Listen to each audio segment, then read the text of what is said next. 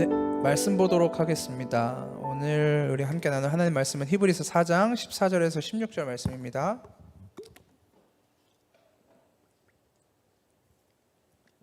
히브리서 4장 14절부터 16절 말씀.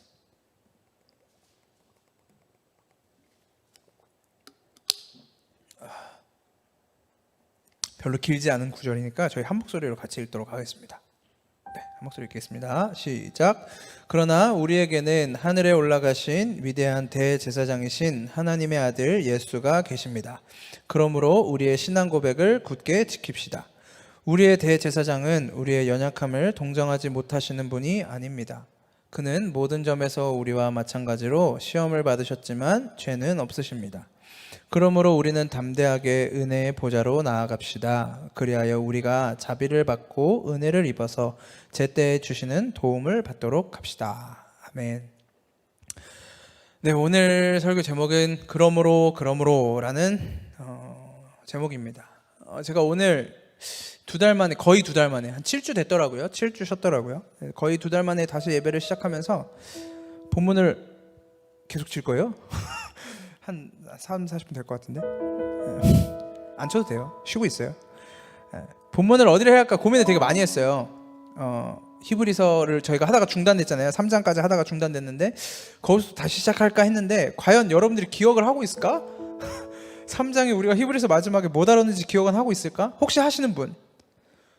우리 이렇게 한 사람씩 대답한 사람이 생기면 또 희망을 가지고 또 담대하게 또 할 수 있는 거죠. 안식에 대한 이야기를 했었습니다. 3장에서 안식에 대한 이야기를 했는데 그래서 이제 아무도 없을 줄 알았어요. 미안해요. 과소평가해 버렸네. 그래서 그걸 할까? 아니면은 지금 누가복음 매일 새벽에 하고 있으니까 누가복음 본문을 가지고 오늘 할까? 하다가 계속 고민해. 어제 저녁 늦게까지 고민했어요.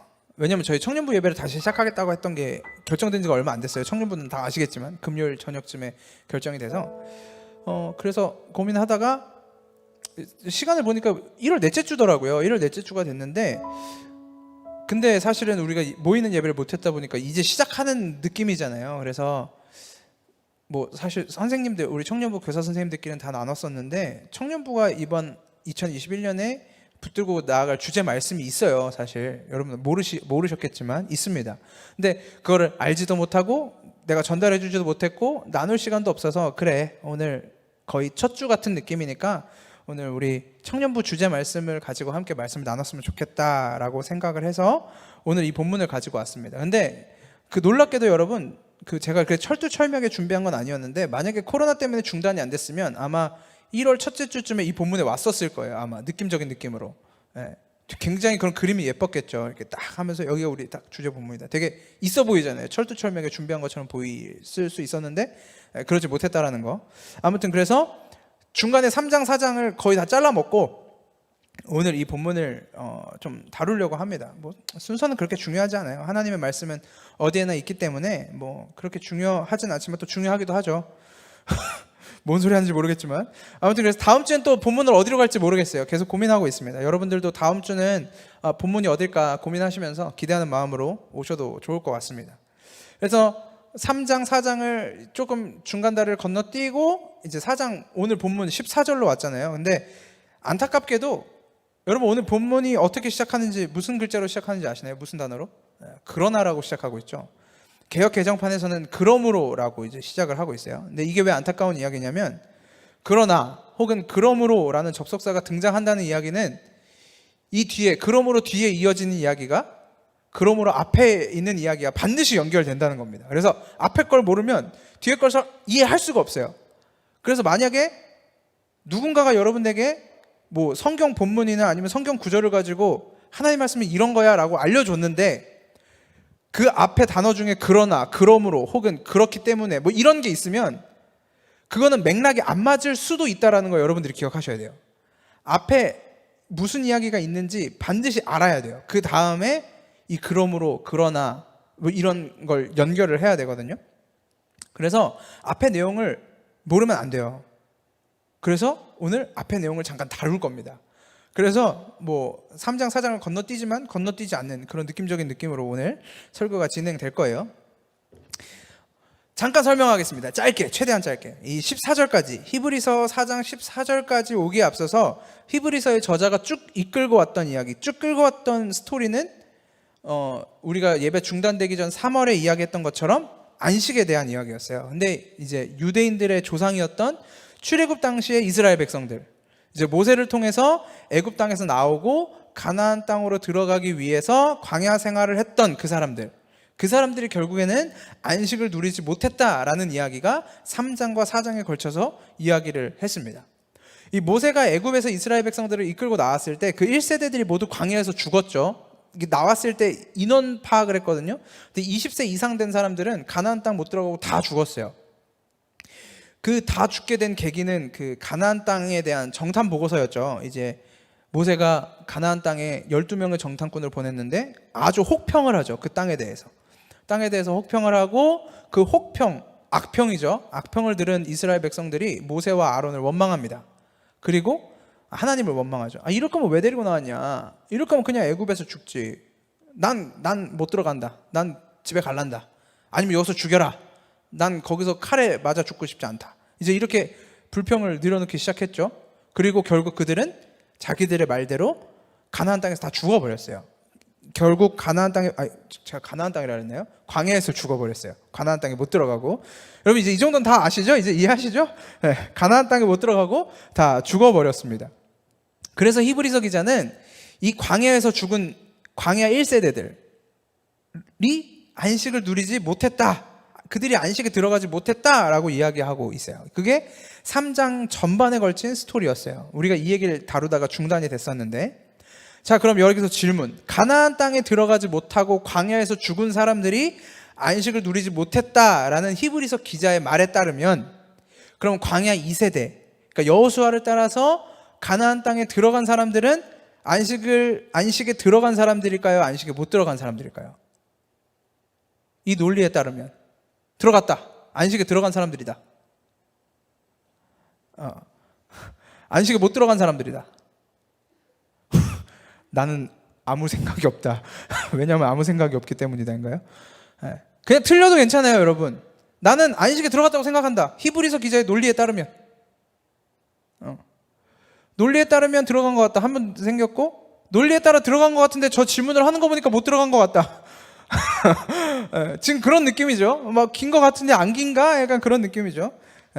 이 히브리서 기자의 논리 안에서 보면 가나안 땅에 못 들어간 사람들이 안식을 못 누렸다라는 이 논리에 따르면 가나안 땅에 들어간 사람들은 안식을 누리는 사람들이어야 되잖아요.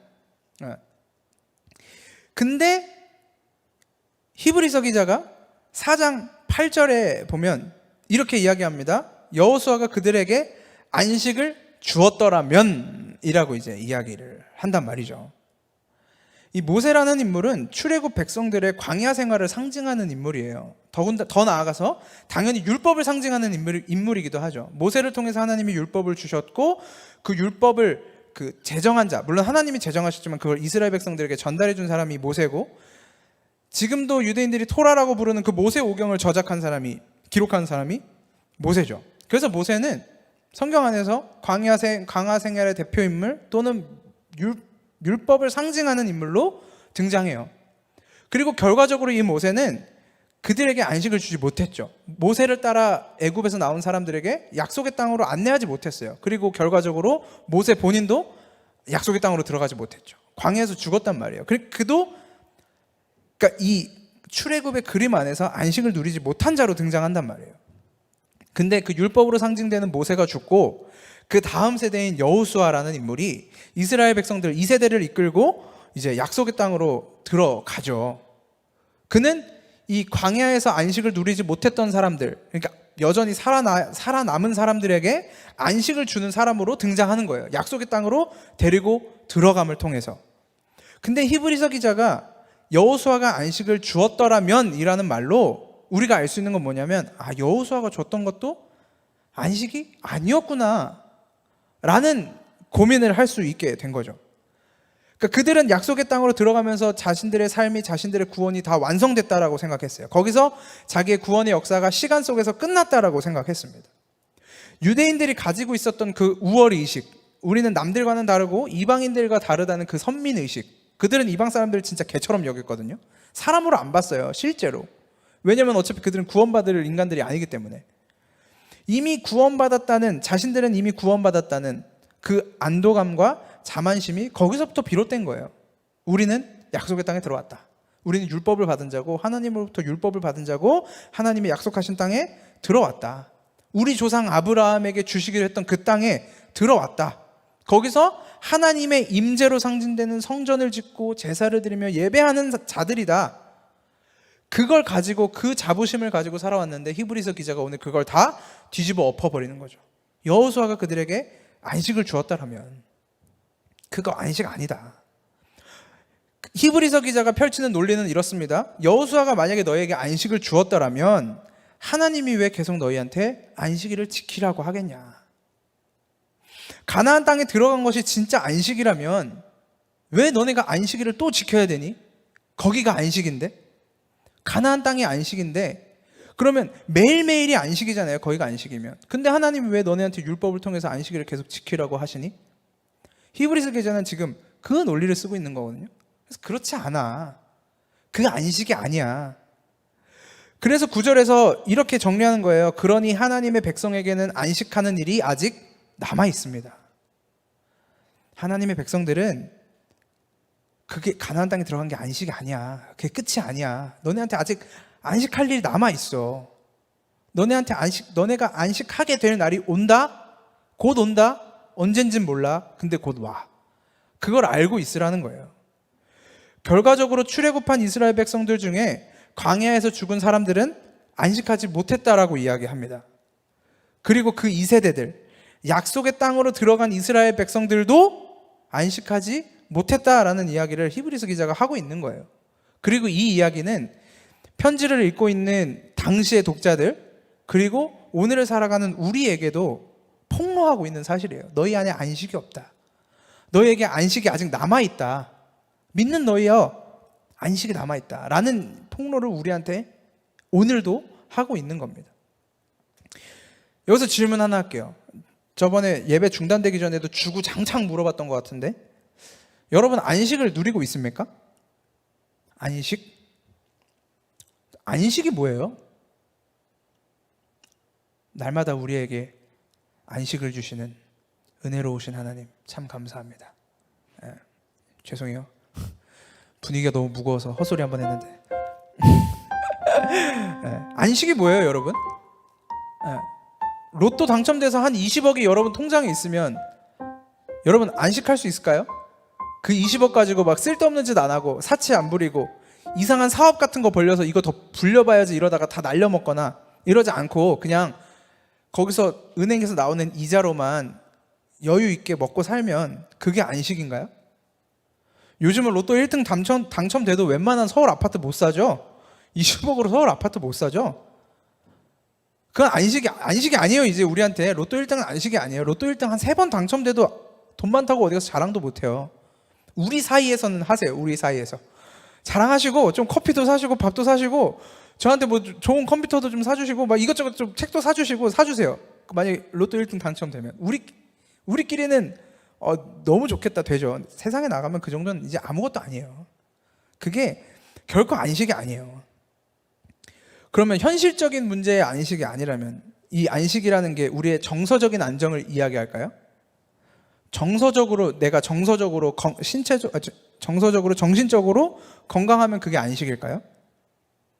여러분 아무리 정서가 그리고 정신이 생각이 건강한 사람도 이 현실적인 결핍이 감당할 수 없을 정도로 밀어닥치면 그건 금방 무너집니다.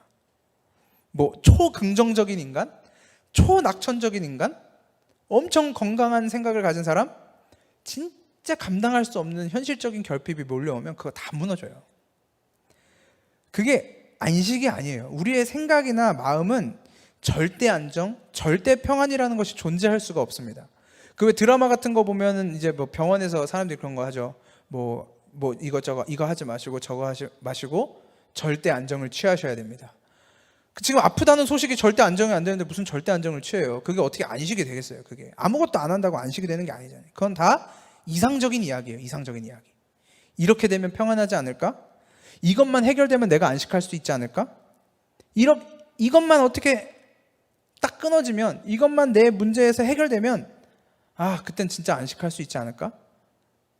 근데 이런 게 끊이지 않기 때문에 그게 인간 세상인 거예요, 여러분. 그 절대 안 끊어져요. 우리 인간 세상에서는 그게 계속해서 반복될 거예요.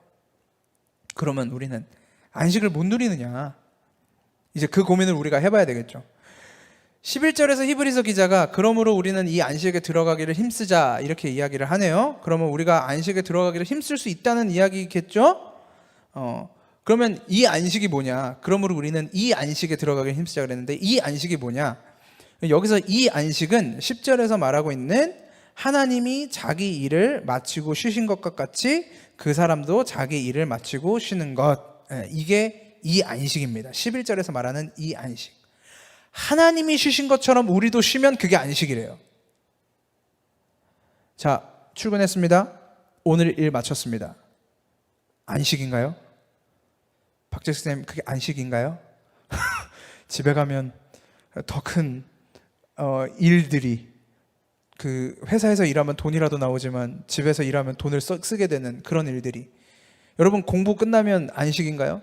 과제 해야죠. 시험 준비해야, 시험 공부해야죠. 또 주일날 교회 와야죠. 누구는 정말 오기 싫은 몸을 이끌고 엄마가 가라고 하니까 나온 사람들도 있겠죠. 그게 안식인가요? 하나님은 완성하시는 분이에요. 그리고 이미 완성하신 분이죠. 인간이 안식하려면 최소한 아까 하나님처럼 돼야 된다고 하는데, 하나님이 하신 것처럼 우리도 그렇게 해야 된다는 거잖아요. 완성돼야 된다는 거, 완성해야 된다는 거잖아요. 더 이상 일을 안 할 수 있도록, 일을 마치도록. 그래서 우리는 안식을 못 해요. 결과적으로 아무 일도 안 하면 안식을 하고 이야기하는데, 만약에 우리가 정말 아무 일도 안 하잖아요. 만약에 여러분이 지금 여러분 있는 자리에서 이 말씀을 지키기 위해서 하나님처럼 아무 일도 안 하기 위해서 여러분들이 아무 일도 안 하고 있으면 어디선가 일이 터집니다. 그 일을 다른 사람이 메꿔야 돼요. 그게 무슨 안식이에요? 그건 이기적인 거예요. 그거는 세상에서 매장당해야 돼요. 무책임한 거예요. 그럼 내 안식은 어디 있습니까 도대체? 그래서 11절에서도 안식에 들어가기를 힘쓰자라고 이야기하는 거예요. 안식에 들어가기 힘쓰자. 여기서 10절에서 볼 때 10절을 우리가 읽어보면 이렇게 얘기하죠. 하나님께서 주실 안식에 들어가는 사람은 11절에서 얘기하네요. 죄송해요. 그러므로 우리는 이 안식에 들어가기를 힘씁시다. 아무도 그와 같은 불순종의 본을 따르다가 떨어져 나가는 일이 없도록 해야겠습니다. 그러니까 안식에 들어가지 못하는 인간들에 대한 지금 이야기를 하는 거죠. 누구처럼, 저 사람들처럼 그렇게 되지 말고, 불순종하지 말고. 여기서 얘기하는 그 누구들이 누구예요? 이스라엘 백성들, 광야에서 있던 이스라엘 백성들. 그 사람들처럼 불순종하지 말고, 그 사람들처럼 믿음 없는 행동, 믿음 없는 생각, 믿음 없는 이야기 하지 말고 안식에 들어가기 힘쓰자. 그 사람들 이야기하는 거예요. 너희가 구약에서 읽고 있는 너희의 조상들, 너네가 그렇게 자랑하는 그 출애굽한 이스라엘 백성들, 아브라함의 자손들, 그 사람들처럼 불순종하지 말라고 이야기하는 거예요. 걔네들처럼 되지 마. 걔네들처럼 불순종하지 마. 그리고 안식에 들어가기를 좀 힘써보지 않을래? 라고 히브리서 기자가 이야기를 하고 있는 거예요. 근데 이렇게 이야기해놓고 이렇게 11절에서 얘기했어요. 걔네처럼 불순종하지 마. 걔네 본받지 마. 그리고 우리 걔네 본받지 말고 안식에 들어가기를 힘쓰자 라고 얘기해놓고 히브리서 기자가 아주 잔인하게 우리를 바로 폭로시킵니다. 어떻게 폭로시키냐면 11절에서 걔네처럼 되지 말고 안식에 들어가기 힘쓰자, 불순종하지 말고 힘쓰자 라고 해놓고 12절 13절에 하나님의 말씀은 살아있고 힘이 있어서 어떤 양날 칼보다도 더 날카롭습니다. 그래서 사람 속을 꿰뚫고 혼과 영을 갈라내고 관절과 골수를 갈라놓기까지 하며 마음에 품은 생각과 의도를 밝혀낸대요. 근데 그 생각이 뭐냐면 하나님 앞에는 아무 피조물도 숨겨진 것이 없고 모든 것이 그의 눈앞에 벌거숭이로 드러나 있대요. 우리는 그의 앞에 모든 것을 드러내 놓아야 합니다. 우리는 하나님 앞에서 발가벗겨진 거예요. 하나님의 말씀으로 우리를 이렇게 들여다보면 우리는 하나님 앞에 발가벗겨져요. 하나님 앞에서 우리의 수치를 하나도 숨기지 못하고 다 드러나는 거예요. 하나님의 말씀을 읽으면 읽을수록 계속 내 수치만 드러나. 내가 잘못한 것만 드러나. 여기를 보니까 아이고 내가 죄인이네. 저쪽을 봤는데 아유 여기도 내가 죄인이라 그러네. 뭐 성경 어디를 봐도 다 내가 나쁜 놈이래. 다 내가 죄인이래. 다 너는 답 없는 인간이래. 그렇게 계속 수치를 드러내는 거예요. 성경은 계속해서 우리의 수치를 드러내는 거예요. 근데 성경만 그런가요, 여러분? 우리의 삶은 어때요? 여러분 삶 속에서 수치가 안 드러나십니까? 여러분들은 삶을 하루하루 살아낼수록 아, 내가 생각보다 괜찮은 사람이구나 라고 생각하십니까? 저는 하루하루 살아갈 때마다 아, 나라는 인간 진짜 답이 없구나. 어떻게 이렇게 답이 없을 수가 있지? 어떻게 이렇게 생각하는 게 쓰레기일 수가 있지? 목사인데? 그래도 목사인데? 그래도 하나님 말씀 가르친다고 하는데? 이거 그 트루먼 쇼인가요? 트루먼 쇼처럼 다 드러나면 난 진짜 저 이 세상에 못 서 있어요. 어떻게 서 있어요? 저만 그래요? 여러분 괜찮아요? 나만 쓰레기예요? 아닐 거잖아요. 다 그렇잖아요. 우리가 노답 인생이라는 게 계속 살아나면서 드러나는 거예요. 우리 인생 속에서. 역사의 시간 속에서 내가 어떻게든 좀 더 괜찮은 사람, 좀 더 나아져가는 인생, 그래서 남들한테도 좀 당당하게 보여주고 떳떳한 인생이라는 것을 증명하기 위해서 살아가는 게 아니라 우리는 이 땅에서의 삶을 살면 살수록 하나님 앞에서 발가벗겨지는 거예요. 네, 맞습니다, 하나님. 성경에 하나도 틀린 게 없네요. 나 정말 인간 쓰레기네요. 나 정말 죄인이네요. 이거를 우리가 이 땅을 사는 동안 계속 발견하는 거예요. 그래서 여러분들이 저한테 오시든 아니면 누구한테 가셔서 아, 저 정말 나쁜 인간인 것 같아요. 저 정말 괜찮지 않은 인간인 것 같아요. 라고 하면 전 여러분 너무 칭찬해 줄 거예요. 그래, 네가 그리스도인이 되어가는구나. 얼마나 나빠요 지금. 저 크랙션 울려가면서 이 교회까지 크랙션이 들리게 하는, 저희 다 이기적인 거예요, 여러분. 이렇게 저 사람을 비난하고 있는 저도 이기적인 거예요. 이 예배를 방해하는 게 짜증나니까. 저 사람이 지금 무슨 상황인지 모르잖아요. 우리 인간은 다 그렇다니까요. 다 자기 중심, 자기 생각, 자기의 가치대로 남을 판단하고 그 판단한 것을 가지고 나를 합리화하면서 살아요. 그게 우리 인간이에요. 하나님은 없고 나밖에 없어요, 우리 인생 속에. 하나님의 말씀이 계속해서 우리를 벌거숭이로 만들어 가시는데, 우리가 그래서 하나님 앞에서 수치스럽게 발가벗겨져 있는데, 우리는 지금도 계속해서 뭐해요? 하나님 앞에서 발가벗겨졌을 때 아, 그래도 식스팩이라도 좀 만들어야지. 아, 어깨라도 좀 넓혀야지. 그러면서 몸매 가꾸고 있는 거예요. 그게 무슨 소용이에요, 여러분? 하나님 앞에 수치로 드러내서 하나님 앞에 그나마 부끄러운데 하나님 저 식스팩은 좀 쩔죠. 저는 하나님 앞에 몸도 자랑할 게 못 돼요. 그런 거 그냥 부끄러운 거예요, 하나님 앞에. 그게 그리고 이 땅에서의 우리 삶의 현실이라는 거예요. 히브리서 기자가 여기까지 폭로합니다. 우리의 현실까지 다 폭로했어요. 여기서 끝나면 성경이 아니겠죠? 여기서 중요한 접속사가 나옵니다. 그러나 또는 그러므로, 모든 것을 반전시킬 수 있는 접속사죠. 앞서 이야기했던 그 모든 비참함, 안식에 들어가기를 힘쓰라고 실컷 말해놓고, 그래서 너 쟤네처럼 불순종하지 말고 안식에 들어가기를 힘쓰자, 하나님 말씀 앞에 순종하자, 잘 살아보자라고 해놓고, 근데 성경은 너네 다 수치스럽다고 얘기할 거야. 너네 다 부끄러운 거 드러낼 거야. 라고 얘기하면서 도대체 나보고 어떡하라는 것이냐, 그러면. 안식에 들어가기를 힘쓰라는 거냐? 들어갈 수 있다라는 거냐? 못 들어간다는 거냐? 어떻게 하라는 거냐? 라고 탄식하게 만들어 놓은 그 이후에 그러나라는 접속사가 던져지죠. 여기서 우리 삶에 반전이 일어나는 거예요. 유일한 반전, 단 하나의 반전. 그게 뭐예요? 그게 바로 하늘에 올라가신 위대한 대제사장이신 하나님의 아들 예수라는 거예요. 여러분 혹시 예수라는 이름에 감격이 있습니까? 감격이 없습니까? 아직도 그 그리스도라는 이름을 들어도 이 가슴이 뛰지 않습니까? 만약에 그렇다면 여러분, 내 본질을 철저하게 꿰뚫어 보는 시간을 좀 가져보셔야 돼요. 내가 얼마나 답이 없는 인간인지 철저하게 들여다보세요. 그래서 내가 하나님 앞에서, 그리고 하나님 앞에서뿐만 아니라 그냥 일반 사람들 앞에서도 얼마나 수치스러운 인간이었는지를 깨닫게 되면, 그게 보이게 되면 그리스도라는 이름이 다시 보입니다. 이 수치를 덮는 그리스도의 이름이 다시 보여요.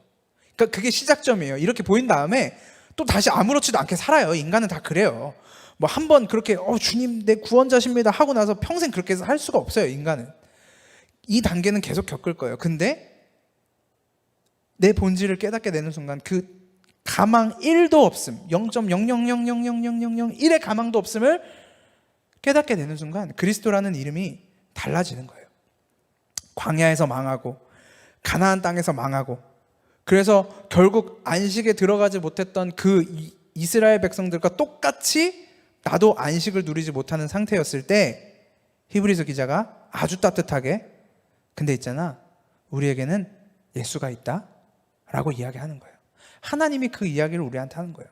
너 발가벗겨 놓고 우리가 입고 있는 그 거지 같은 옷들, 어떻게든 나의 수치를 가리기 위해서 무화과 나뭇잎으로 곧 말라버릴 것 같은 그 거지 같은 옷을 입고 있었던 거 하나님이 수치스럽게 발가벗겨시고 그 다음에 가죽옷을 입혀주시는 거예요. 우리한테. 히브리서 기자가 이야기하는 게 바로 그거예요. 우리를 수치스럽게 발가벗긴 다음에 예수 그리스도라는 옷을 입혀주시는 거예요. 그 예수가 대제사장이래요. 대제사장. 대제사장이 누구인지는 우리가 히브리서 앞부분 얘기하면서 조금 이야기했었죠. 이 대제사장은 이스라엘 백성들이 제물을 가지고 성전에 나오면 이 제물을 가지고 나온 사람의 죄 대신에 이 동물을 죽여서 죄값을 치르는 행위를 대신하는 사람이었습니다. 그래서 대제사장이 사람들을 대표해서, 이스라엘 백성들을 대표해서 그들의 죄를 가지고 와요. 이렇게 본인이 이렇게 쓱 모아와요. 그리고 그들의 죄를 가지고 하나님이 임재한다고 상징되는 그 지성소 안에서 동물의 피를 뿌립니다. 그 속죄소 위에, 시은자 위에 하나님의 은혜가 있는 곳 위에 피를 뿌립니다. 그러면 이스라엘 백성들의 죄가 사하여지는, 그래서 그들이 새롭게 되는, 구원받은 자가 되는, 구원받을 만한 자가 되는 속죄의 그림인 거죠. 그런 사람인데 대제사장이, 예수가 우리의 대제사장이 되신대요. 그분이 우리의 죄를 하나님의 임재 앞으로 대신 들고 가서 하나님 앞에서 자신의 피를 뿌려서, 자기의 피를 뿌려서 죄값을 치르시는 분이라는 이야기를 히브리서 저자가 하고 있는 겁니다. 근데 이 예수가 어떤 분이냐면, 이 예수에 대한 설명이 조금 있죠. 근데 이 예수는 우리의 연약함을 아신대요. 우리가 어떤 것에서 무너지는지, 우리가 왜 넘어지는지, 우리가 왜 이렇게 수치스러울 수밖에 없는지, 우리가 뭐 때문에 괴로워하고 무엇 때문에 슬퍼하는지도 알고, 그리고 우리의 인생이 왜 노답일 수밖에 없는지, 우리가 왜 답답해하는지, 우리가 왜 여전히 이렇게 하나같이 마음에 안 드는 모습으로 살아가고 있는지 예수가 다 아신대요. 우리에게 있는 대제사장은 우리의 연약함을 동정하지 못하실 이가 아니요 모든 일에 똑같이 시험을 받으신 이로되. 예수님이 이 땅에 인간으로 오신 이유가 그거예요. 하나님이 인간의 몸을 입고 오셔서 인간의 속성을 다 아세요. 인간의 상태를 다 알고, 인간의 연약함을 알고, 인간의 한계를 다 알아요. 하나님이 만들어 놓고, 우리를 하나님이 만드셨잖아요. 여러분 그거 믿으셔야 됩니다. 하나님이 우리를 만들었습니다. 이 세상의 모든 걸 하나님이 다 만들었어요. 하나님이 만들어 놓고 하나님이 모르신다는 게 말이 되나요? 여러분, 저는 그런 걸 만드는 사람이 아니지만, 저는 이제 교회에서 일을 하다 보면 PPT를 만들거나 영상을 만들거나 뭐 이런 걸 만들죠. 그러면 이 PPT나 영상에 무슨 문제가 생겼을 때 가장 빨리 해결할 수 있는 사람이 저예요. 왜냐면 이 영상을 만들 때 어떤 소스가 들어갔고, 이게 원래 뭐가 들어갔어야 되는데 뭐가 잘못 들어갔고, 이런 걸 다 알기 때문에. 하나님이 이 세상의 모든 피조물들을 만드셨는데 하나님이 그걸 모르겠어요? 다 아세요. 부모는 자식의 마음을 모른다고 합니다. 당연하죠. 자식은 부모의 피조물이 아니잖아요. 창조물이 아니잖아요. 부모는 자식이 이 땅 가운데 창조되기 위한 하나의 통로일 뿐이지 창조물이 아니에요. 우리의 아이들도 하나님의 창조물입니다. 모든 것은 다 하나님의 창조물이에요. 근데 하나님이 우리를 모르신다고요? 말도 안 돼요. 하나님이 우리를 모르실 수가 없어요. 우리의 연약함을 모르실 리가 없어요. 다 아시죠? 근데 뭐만 없냐면 죄만 없어요. 우리가 이 땅 가운데 일어나는 이런 비참함, 수치스러움, 이런 죄, 연약함 이런 것들이 우리는 죄 때문에 발생한 것이라면 그리스도는 죄가 없으신 상태로 우리의 본질을 꿰뚫어 보신 분이죠. 경험하신 분이죠. 죄 때문에 절망하고 괴로워하는 우리의 상태를 예수 그리스도도 알지만 예수는 인간의 몸을 입고 오셨기 때문에 우리를 다 알지만 죄가 없이 인간의 상태를 동정할 수 있는 분이 된 거예요. 우리는 죄 때문에 거기서 헤어나올 수 없지만 그리스도는 죄가 없이 우리의 상태를 아는 분이 되신 거예요. 그래서 예수님만 흠이 없고 완전한 제물이자 대제사장이라고 하는 거예요. 그분만이 우리의 죄를 사할 수 있는 거예요. 다 아는데, 우리의 죄를 다 알고 있는데, 우리의 수치를 다 알고 있는데 죄는 없으니까 친히 제물이 될 수 있거든요. 16절에서 그러므로, 여기서 그러므로가 또 나옵니다. 그러므로가 2번 나와요. 여러분, 오늘 설교 제목에 그러므로가 2번 나오는 이유가 여기에 있습니다. 저는 제목을 항상 마지막에 정하거든요. 거의 설교의 흐름을 다 정한 다음에 마지막에 이제 설교, 전사님도 그러나요? 아니에요? 저는 항상 마지막에 나오는데 여기서 그러므로가 나와요. 이 첫 번째 그러므로의 반전과 두 번째 그러므로의 반전은 조금 느낌이 다릅니다. 막 안식, 아까 처음에는 막 안식 얘기하다가 응 너네 못 들어가, 너네 안식 못해, 절대 못해 하다가 그러나 그러므로 너희에게 예수라는 대제사장이 있어. 그 예수가 너희의 연약함을 다 알아. 너희가 왜 못하는지, 너네가 왜 안식하지 못하는지, 왜 안식할 수 없는 사람인지 다 알아 라고 다 얘기하고 마지막에 그러므로 라는 단어가 딱 하고 등장하는 거예요. 그래서 뭐? 예수가 그런 사람인데 그래서 뭐? 그 얘기를 시작하겠죠. 다시 한번 이야기를 끌어올게요. 히브리서 기자가 4장 전체에서 마지막까지 이끌고 있는 그 이야기. 하나님의 말씀은 이 땅 위에 있는 모든 피조물들을 다 발가벗기신다. 그래서 어떤 사람도 하나님 앞에서 안식을 누리지 못하도록 수치를 드러내셔. 너도 그래. 나도 그렇고. 근데 있잖아, 우리는 그런 사람인데 예수라는 대제사장이 있는데 그 대제사장은 우리의 수치랑 연약함을 다 아신대. 그러니까로 이어지는 거예요. 16절의 말씀이 우리의 연약함을 다 아시는 그리스도 때문에 우리는 긍휼하심을 얻을 수 있어. 그리스도가 우리 대신에 다 완성하셨대. 그러니까 은혜가 필요하다고 당당하게 얘기하고 가. 이게 히브리서 4장에서 맺는 결론이에요. 예수님께 가서 은혜 달라고 하세요. 여러분 안에 수치가 발견되십니까? 그리스도인이라는 이름을 감당할 수 없을 만한 수치가 발견되십니까? 괜찮아요. 예수님한테 가세요. 여러분 안에 감추고 싶은 어두움이 드러나요? 괜찮아요. 예수님한테 가세요. 여러분, 이걸 기억하셔야 돼요. 내 안에 자기가 수치스러운 인간인 걸 모르고 내 안에 죄의 비참함을 모르는 사람은 예수님한테 못 가요.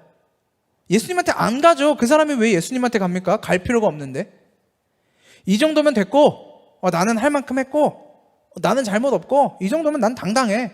나 정도 되는 사람 있으면, 나 정도만 돼도 훌륭한 그리스도인 아니냐? 라고 말하는 사람이 어떻게 그리스도한테 갑니까? 왜 그리스도한테 갑니까? 이미 충분한데? 그 사람들은 그리스도에게 안 가요. 그래서 우리의 수치가 드러나는 것은 내가 하나님의 진정한 자녀가 드러나고 있다라는 증거예요. 여러분이 수치스러우세요? 막 감당할 수 없으세요? 그리스도인이라는 이름을 감당할 수가 없으세요? 그게 그리스도가 필요함을 깨달아가는 하나님의 자녀가 되고 있다는 증거예요. 하나님 앞에 서는데 당당히 간다고요? 예수님 손도 안 잡고 예수님 없이 내가 하나님 앞에 당당히 갈 수 있다고요? 그건 하나님이 어떤 존재인지 몰라서 그래요. 우린 절대 못 가요. 가면 그냥 거기서 고개를 숙이고 엎드려서 화로다 나요, 망하게 되었다, 살려주십시오. 그거 할 거예요. 우리는 못 가요. 예수님 없이. 우리의 연약함을 동정하시는, 우리의 연약함을 이미 다 알고 계시고 그걸 다 아시면서도 위로하시는 분, 하나님 앞에서 우리의 심령을 대변하고 중보하시는 분. 내가 이 땅을 살아가는 동안 역사의 시간 속에서 이 사고친 거, 내가 죄인으로서 사고친 거 뒤처리 다 하시고 나서, 예수님이 다 하시고 나서 아버지에게 가시는 예수님 손 잡으면 우리는 그때부터 예수님 손 잡고 당당하게 갈 수 있는 거예요. 예수님이 다 하셨다고 했기 때문에, 내가 다 완성했다고 했기 때문에, 예수님이 다 하셔서, 예수님이 다 완성하셔서, 그럼 전 뭐 해요 이제? 전 뭐 하죠? 예수님 다 하셨는데 전 뭐 하죠? 뭐예요? 할 거 없어요. 예수님이 다 하셔서 더 이상 할 게 없어요. 나는 내가 해야 할 일이 없어요. 내가 할 일 없으면 뭐예요? 쉬잖아요. 그게 안식이에요, 여러분. 그게 안식이에요. 하나님 앞에 막 내 열심으로, 내 힘으로, 내가 짜낼 수 있는 그 모든 아이디어와 기력과 체력과 모든 걸 짜내서, 하나님, 내가 기가 막힌 후드티 하나 만들어 왔습니다. 멋지지 않아요? 이거 내가 세상에서 살 때 한 15만 원 했던 후드티인데 간지나지 않습니까? 하나님 그거 다 발가 벗겨버린다니까요. 수치를 드러내신다니까요. 그냥 예수님이 잡아주시는 손 잡고 하나님 앞에 가면 되는 거예요. 그분 손만 잡으면 되는 거예요. 그분이 잡아주시는 손만 기억하면 되는 거예요. 그게 우리에게 안식이에요. 진짜 안식. 그래서 여러분, 우리 청년부 올해 주제 말씀이 히브리서 4장 14절이었습니다. 한번 다 같이 읽어볼까요? 14절 시작. 그러나 우리에게는 하늘에 올라가신 위대한 대제사장이신 하나님의 아들 예수가 계십니다. 그러므로 우리의 신앙 고백을 굳게 지킵시다. 그래서 올 한 해 동안 청년부가 좀 신앙 고백을 굳게 지키는 시간이 됐으면 좋겠습니다.